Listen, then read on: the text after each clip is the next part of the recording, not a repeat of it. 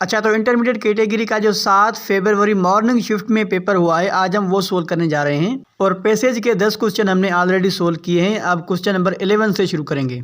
तो question number 11 में कह रहा है the similar meaning of the word एब्सोल इज। तो एब्सोल की आपने सिमिलर यानी सिनोनिम बताना है। ऑप्शन नंबर ए है डिस्चार्ज, ऑप्शन नंबर बी है पेनलाइज, ऑप्शन नंबर सी है digest and option number D है कॉन्सेंट्रेट। तो यहाँ पे ऑप्शन नंबर ए करेक्ट होगा, डिस्चार्ज। क्वेश्चन नंबर 12 है the opposite meaning of the word challenge is. तो चैलेंज का ऑपोजिट मीनिंग पूछ रहा है यानी एंटोनिम पूछ रहा है। तो यहाँ पे ऑप्शन नंबर ए है admire, option number B except, option number C favour and option number D है प्रेज। तो यहाँ पे ऑप्शन नंबर बी करेक्ट होगा, एक्सेप्ट यानी कबूल करना। क्वेश्चन नंबर 13 है the similar meaning of the word aspiration is. तो एस्पायरेशन का सिमिलर मीनिंग बताना है आपको। ऑप्शन नंबर ए है एम्बिशन, ऑप्शन नंबर बी है स्टिमुलस, ऑप्शन नंबर सी है innocence and option number D है इंसल्टिंग रिमार्क। तो यहाँ पे ऑप्शन नंबर ए करेक्ट होगा, एम्बिशन। क्वेश्चन नंबर 14 है the opposite meaning of the word firmly is. तो यहाँ पे एंटोनिम पूछ रहा है वर्ड फिरमिली का। ऑप्शन नंबर ए है लिबरली, ऑप्शन नंबर बी है openly, option number C lightly and option number D है क्लोजली। तो यहाँ पे ऑप्शन नंबर सी करेक्ट होगा, लाइटली। क्वेश्चन नंबर 15 में कह रहा है the similar meaning of the word इक्वेटल इज। तो इक्वेटल का आपने सिनोनिम बताना है। तो ऑप्शन नंबर ए है क्लियरेंस, ऑप्शन नंबर बी है कन्विक्शन, ऑप्शन नंबर सी है execution and option number D है कन्वेंशनल। तो यहाँ पे ऑप्शन नंबर ए करेक्ट होगा, क्लियरेंस। क्वेश्चन नंबर 16 है the opposite meaning of the word mask is. तो वर्ड मास्क का जो ऑपोजिट मीनिंग है वो क्या होगा। ऑप्शन नंबर ए है deface, option number B injure, option number C expose and option number D है हिट। तो यहाँ पे ऑप्शन नंबर सी करेक्ट होगा, एक्सपोज। क्वेश्चन नंबर 17 में है the similar meaning of the word accumulate is. तो यहाँ पे ऑप्शन दिए गए हैं आपको। ऑप्शन नंबर ए है to select, option number B to collect, option number C है to deliver and option number D है टू प्रोड्यूस। तो यहाँ पे ऑप्शन नंबर बी करेक्ट होगा, बिल्कुल, टू कलेक्ट। क्वेश्चन नंबर 18 में कह रहा है the opposite meaning of the word bridge is. तो ब्रिज का एंटोनिम आपको बताना है। ऑप्शन नंबर ए है divide, option number B bind, option number C open and option number D है रिलीज। तो यहाँ पे ऑप्शन नंबर ए बिल्कुल करेक्ट होगा, डिवाइड।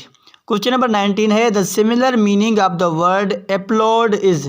ऑप्शन नंबर ए है क्लैप, ऑप्शन नंबर बी है provision, option number C contribute and option number D है laugh. तो यहाँ पे ऑप्शन नंबर ए करेक्ट होगा, क्लैप। क्वेश्चन नंबर 20 है the opposite meaning of the word appease is. तो यहाँ पे ऑप्शन दिए गए हैं। Option number A quality, option number B satisfy, option number C display and option number D है agitate. तो यहाँ पे ऑप्शन नंबर बिल्कुल डी करेक्ट होगा, एगिटेट। अब स्पेल चेकिंग का पोर्शन है क्वेश्चन नंबर 21 से क्वेश्चन नंबर 25 तक। तो पहली जो आपसे स्पेलिंग आज पूछी गई है वो पूछी गई है शेल्टर की। तो जो शेल्टर की करेक्ट स्पेलिंग होगी वो सी सही होगी, CHELTER, ठीक है।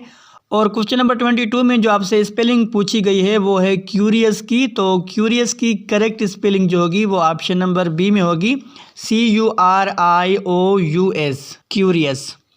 क्वेश्चन नंबर 23 में आपसे स्पेलिंग पूछी गई है टेक्नोलॉजी की। तो टेक्नोलॉजी की स्पेलिंग जो करेक्ट होगी वो डी में करेक्ट होगी, TECHNOLOGY, टेक्नोलॉजी।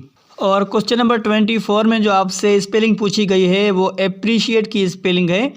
तो यहाँ पे एप्रिशिएट की स्पेलिंग ए और बी और सी तो नहीं होगी बिल्कुल, या तो आई थिंक डी करेक्ट होगा यहाँ पे। फिर भी आपने कमेंट में बताना है, आई थिंक डी करेक्ट होगा। और क्वेश्चन नंबर 25 में जो करेक्ट स्पेलिंग पूछी गई है वो है एग्जिस्टेंस की। तो एग्जिस्टेंस की करेक्ट स्पेलिंग होगी, ऑप्शन नंबर बी करेक्ट होगा, EXISTENCE। अब एरर डिटेक्शन का पोर्शन है क्वेश्चन नंबर 26 से क्वेश्चन नंबर 30 तक। तो पहला सेंटेंस है intelligent students doesn't like to waste time. तो यहाँ पे ऑप्शन नंबर ए में intelligent, option number B doesn't, option number C to waste and option number D है टाइम। तो यहाँ पे ऑप्शन नंबर बी में गलती होगी, यानी बी करेक्ट होगा, डजंट नहीं होगा, डोंट होगा, क्योंकि यहाँ स्टूडेंट्स प्लूरल लिखा हुआ है। क्वेश्चन नंबर 27 में एरर डिटेक्शन है English is the most interesting subject then chemistry. तो यहाँ पे या तो एरर द मोस्ट में होनी चाहिए या देन में होनी चाहिए। मेरे मुताबिक जो है वो द मोस्ट में गलती होगी, क्योंकि आप दो चीज़ों का कंपेयर कर रहे हैं तो यहाँ पे कंपेरेटिव डिग्री होनी चाहिए। फिर भी आप की में चेक करिएगा, IBA की ऑफिशियल की में, यहाँ पे मुझे डाउट हो रहा है। क्वेश्चन नंबर 28 है, if the employees will work hard they will get a salary raise. तो यहाँ पे ऑप्शन नंबर बी में गलती होगी, विल नहीं होगा। इफ़ क्लास में विल नहीं आता तो यहाँ पे बी में गलती होगी, यानी B is the correct answer. Question number 29 में है, although my brother worked very hard but he failed the entry test. तो यहाँ पे आई थिंक सी में एक मिस्टेक होनी चाहिए, बट में, तो बट नहीं लगेगा। क्वेश्चन नंबर 30 है, the news that you shared with me were false. तो यहाँ पे ऑप्शन नंबर डी में गलती होनी चाहिए, वर की जगह वाज आनी चाहिए, क्योंकि द न्यूज जो सब्जेक्ट यहाँ पे लगाया गया है वो सिंगुलर कंसिडर किया जाता है, तो न्यूज़ के साथ वाज होना चाहिए, ना कि वर। अब क्वेश्चन नंबर 31 से क्वेश्चन नंबर 35 तक के प्रीपोजिशन के क्वेश्चन हैं।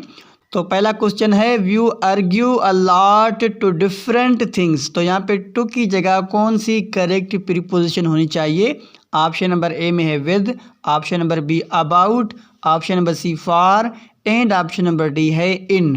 तो आर्ग्यू के साथ हमेशा अबाउट आता है, यानी आर्ग्यू अबाउट, यहाँ पे अबाउट आएगा, ऑप्शन नंबर बी करेक्ट होगा।